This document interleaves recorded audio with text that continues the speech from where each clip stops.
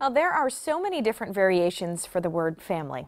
In some cases, it's a grandparent, a close family member that raises the kids if the parent is unable to do so. That's called kinship care. It's a relationship that should be celebrated. And they are doing exactly that at Franklin County Children's Services. So I'd like to welcome Tanya Still, a child welfare caseworker, Tim Harless with the Richland County Children's Services, and Lois Ross Walker, who is a kinship provider. I want to thank you all for being here today. Thank you for having us. Tanya, first explain to us, I think a lot of people don't realize that there is kinship care and what that exactly means.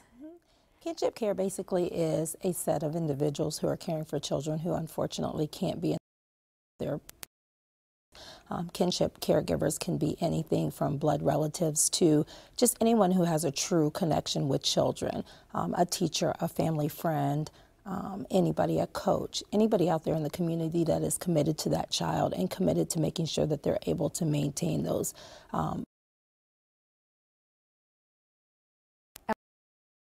creating a family. I mean, these kids know the people in a lot of cases, right? So they feel comfortable with them. So why is that so important? And does it really replace foster care, or what kind of is the connection there?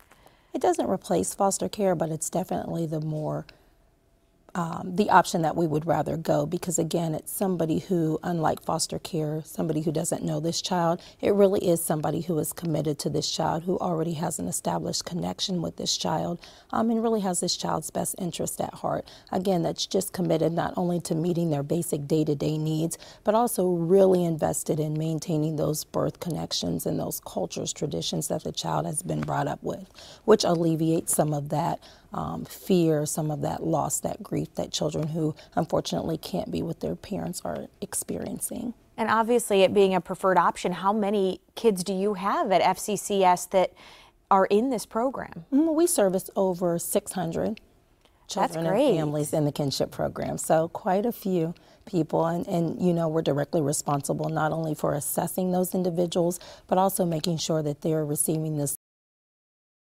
They're linked with community resources. So not only do we collaborate with families, we also collaborate directly with the community in making those linkages. Tell us now about this Kinship Conference, the date and time so people can get involved. Very excited about our upcoming Kinship Conference, which is this Saturday.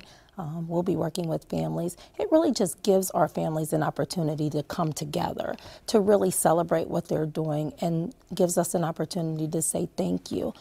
But most of all, it lets them know that they're not in this by themselves, that there are a lot of families out there that are providing care for children.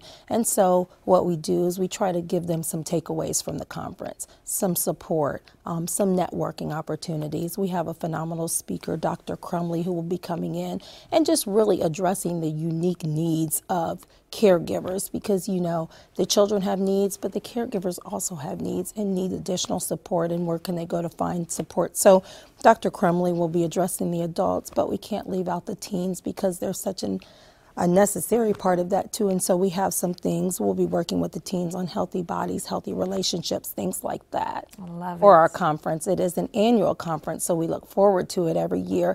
Just really giving them an opportunity to come together in addition to our support groups that we do and network.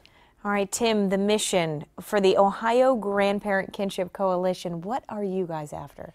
The Ohio Grandparent Kinship Coalition was established in 1998, and it was originally established to be an advocacy for grandparents. Many grandparents don't have the same resources or access to resources that many kids in foster care did.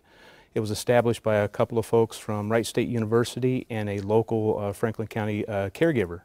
And what we try to do is advocate on both the local, state, and national level to find resources, programs that will benefit these folks that have taken these children into their home. And we're very fortunate this year to be able to partner with Franklin County Children's Services with the Kinship Conference on Saturday. So we're looking forward to it.